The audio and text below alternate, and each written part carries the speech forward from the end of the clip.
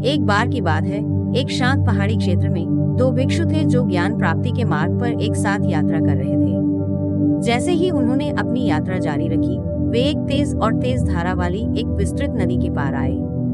नदी के किनारे खड़े होकर उन्होंने एक युवा महिला को देखा जो पार करने के बारे में चिंतित और अनिश्चित लग रही थी। बिना किसी हिचकिचाहट के पहला साधु उस महिला के पास आया और उसे सहायता की पेशकश की। उसने धीरे से उसे अपनी पीठ पर बिठाया, कुशलता से अशांत पानी के बीच से गुजरा और उसे सुरक्षित रूप से नदी के दूसरी तरफ ले गया। महिला ने अपना आभार व्यक्त किया और अपने रास्ते पर चलती रही, कुछ दूरी पर गायब हो गई। घटना के 4 घंटे बाद दूसरा भिक्षु चुप रहा, सोच में डूबा रहा। आखिरकार वह अपने चिंतन को और अधिक सहन नहीं कर सका और चुप्पी तोड़ दी। उन्होंने अस्वीकृति की अभिव्यक्ति के साथ कहा, भाई, आप जानते हैं कि भिक्षु होने के नाते हमें महिलाओं को छूने से मना किया जाता है। उस युवती को नदी पार ले जाकर तुमने नियम तोड़ा है।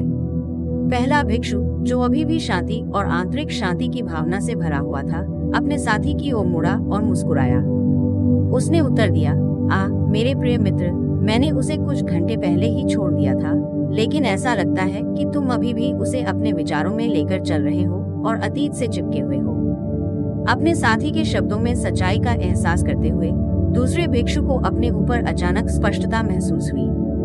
वह समझ गया कि वह अपने साथी भिक्षु के कथित अपराध को पकड़कर अनावश्यक रूप से खुद पर बोझ डाल रहा था।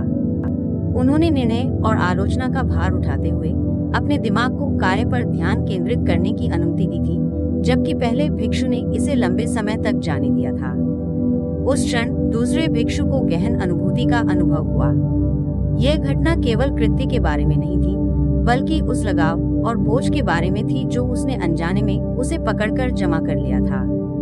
उन्होंने समझा कि सच्ची स्वतंत्रता और शांति अतीत के बोझ को दूर करने और वर्तमान क्षण को पूरी तरह से अपनाने में निहित है। उस दिन के बाद से दूसरा भिक्षु अपने विचारों और निर्णयों के प्रति अधिक जागरूक हो गया।